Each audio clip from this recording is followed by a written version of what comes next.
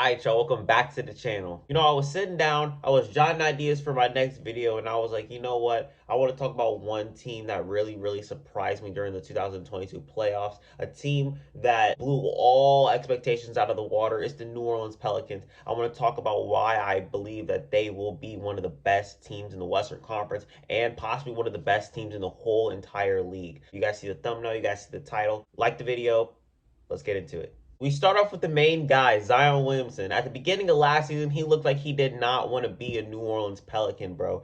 There was speculation that he wasn't going to sign the extension. He was dealing with foot injuries. He wasn't, responding to teammates. He was gaining even more weight. It was looking really bad for his future as a Pelican. The Pelicans front office, they decided to take matters into their own hands. So they decided they wanted to trade Eric Bledsoe, Josh Hart, Nickeil Alexander-Walker, a couple picks to pick up Trailblazers CJ McCollum, which turned out to be a very good pickup because when CJ McCollum came into New Orleans, he balled the fuck out. Better than what he was doing in Portland. The man decided he wanted to put up 24 a game on very good efficiency, and he actually led this team to the play-in tournament. They were looking like it was about to be another dud season, looked like it was about to be another throwaway, another lottery pick, basically, and they turned that into winning basketball, which I absolutely love. CJ McCollum, out of all people, really raised the floor of a team who looked like they were about to get like a first, second, or third pick next season, bro. And by the looks of it, it really looks like CJ McCollum's winning style of basketball really rubbed off on every single one of his teammates because through the second half of the season, they actually finished top 10 in offensive rating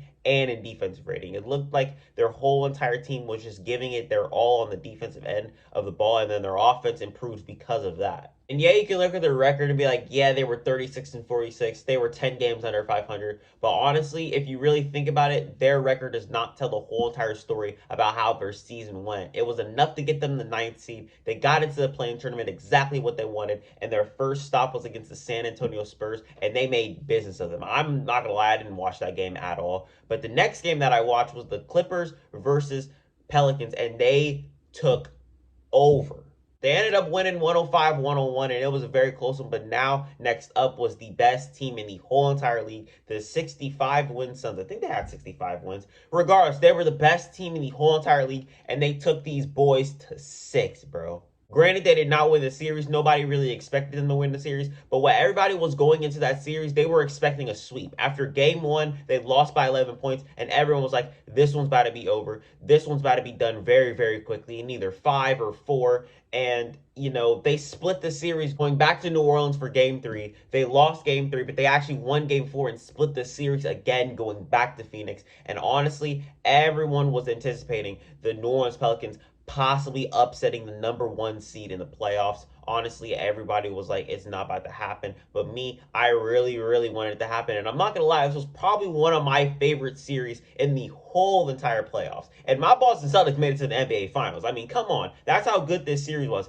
If you guys can go back and watch everyone who played good in the series, you have to, because this series was a must watch. I mean, you got Josie Alvarado over here antagonizing Chris Paul, Herb Jones playing amazing ass defense, Brandon Ingram looking like a goddamn superstar, putting up 27, 6, and 6 on very good efficiency. CJ McCollum was playing really good. He had some, some stinkers here and there, but he was playing really good as well. And this is all without Zion Williamson, man. People really do need to realize that. And I want to talk about the 3 rookies, the 3 stooges, or whatever Pelicans fans like to call them: Trey Murphy, Josie Alvarado, and Herb Jones. Let's start off with Herb Jones because the man's defense is absolutely amazing, bro. He is a demon on the defensive end of the ball. And it's not like he's a slouch on the offensive end either, because he I think he put up like 10 points, 11 points a game. And, if you leave him open, he gonna knock down that shot. And we're going to get to that in a minute. Josie Alvarado, very good player as well. Very good defender. Yes, he can shoot. Some of the best defense that he was playing. He was like a damn pest, bro. Not to mention, he pulled off one of his signature moves, the Grand Theft Alvarado, on Chris Paul, and actually forced Chris Paul to get an 8-second defensive violation, bro. Which, you rarely see in the NBA, by the way. Trey Murphy, we got to talk about him because he was balling in the summer league. He averaged like 26 in the summer league. Not to mention, in the playoffs, he was shooting like 47% from the 3 in that series against the Suns. And it was an absolute masterclass by all 3 of the rookies, man. And to be honest, do they win the series if Chris Paul don't even shoot 14 for 14 from the field? I mean, let's talk about it, bro, because honestly, that game right there was very, very close, and it was an absolute treat to watch Chris Paul, have a perfect game. That was actually amazing to close out the series. But do they force a game seven? Honestly, if you ask me, if that Chris Paul performance does not happen, I think they force the game seven. And I think everything tied into what we watched in that playoff series tied into what Zion Williams' future was going to be. We talked about it at the beginning of the video. Zion Williamson looked like he wasn't going to be a Pelican, but after that series, he was all smiles. I'm talking body language was nice, eye contact was there, smiles everywhere. When they asked him, are you going to sign that extension? He looked at them dead in the face, all smiles, and he said, I can't sign it fast enough. He looked like he wanted to be a Pelican. He was losing the weight. He was getting back in shape. He was getting healthy. And honestly, I'm so excited for this damn team next year. So Zion ended up signing the extension for like 5 years, 200-something million. Get your bag, bruh. And I think there's like a weight clause or something on it. I don't know what the hell it is. I think he has to like stay under 295 pounds or some shit. Zion looks like he can do that. I think he's under 295 right now.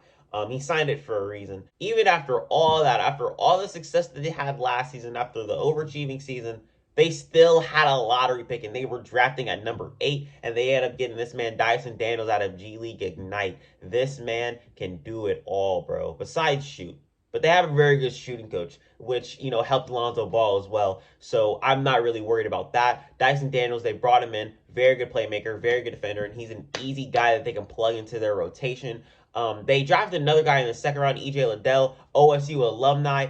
Sadly, he ended up tearing his ACL. Hoping for a speedy recovery with that. And he's going to come back next year stronger than ever. He was another guy that they could plug into their rotation. Very good rebounder, very good scorer. And the Pelicans, they have a very, very good future. I'm expecting at least 50 wins from them this season. Okay, not 50 wins. That's kind of a stretch. But another thing that I am really, skeptical about is their playmaking ability. They don't really have that many playmakers. You don't really want CJ McCollum to take on too much of the load. I think that he can do it, but honestly, I think that you need like a very good playmaker for Zion, a very good playmaker for CJ McCollum and Brandon Ingram as well. Another thing that I am kind of worried about, which I don't think I should be too worried about, is the lack of, perimeter shooting that they have. With Zion, Zion's going to be able to create so much damn gravity inside that damn paint, almost as much as goddamn Giannis, and he's going to need to kick it out to somebody. Yes, he has BI. Yes, he has CJ McCollum, but he's going to need some like 3-and-D guys. He's going to need possibly like a 3-point specialist. I don't know. But I think that they're going to have a very good regular season. The postseason's up in the air. I'm so damn excited for this team, bro. They're about to be so damn fun to watch, bro. Their home games are about to be wild as hell. Everyone's about to be popping off. This team's about to be popping off, and they're going to have a very, very good season. About to have a breakout season, man. That's all I got for y'all today. Like this video, leave a comment, subscribe. I'm out of here. Peace.